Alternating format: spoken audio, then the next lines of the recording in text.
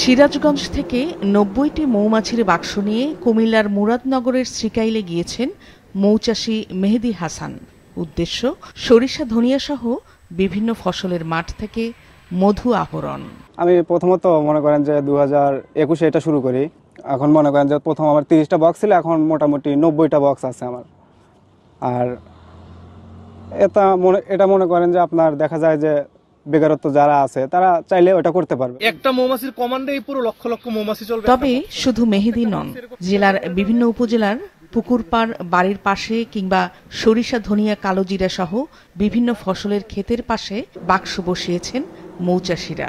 আমার গ্রামে ধরেন পুরোটা লোকই এইটাই করে। 150 লোকের মতো এই মৌচাষী এবং মৌচাষীর ব্যবসা করে।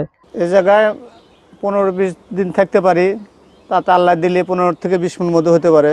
রবি মৌসুম ছাড়াও প্রতি বছর বর্ষা মৌসুমেও কুমিল্লার প্লাবন ভূমিতে শাপলা ও ধনচি ফুলের মধু সংগ্রহ করেন চাষিরা। স্বল্প পুঁজিতে লাভ বেশি হওয়ায় দিন দিন মৌ চাষে আগ্রহ বাড়ছে সবার।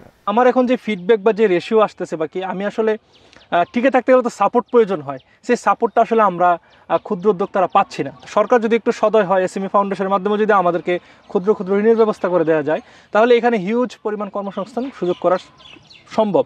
এদিকে জেলায় মধু চাষ সম্প্রসারিত হওয়ায় পরাগায়নের মাধ্যমে বাড়ছে ফলনও। এতে সুফল পাচ্ছেন কৃষকরা, বাড়ছে মানুষের কর্মসংস্থানও।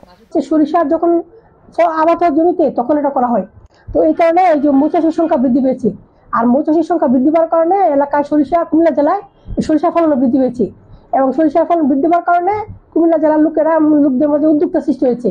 কৃষি সম্প্রসারণ অধিদপ্তরের হিসেবে 2024-25 অর্থ বছরে কুমিল্লা অঞ্চলে এরই মধ্যে 48 টন মধু উৎপাদিত হয়েছে, যা গত মৌসুমের চেয়ে 11 টন বেশি।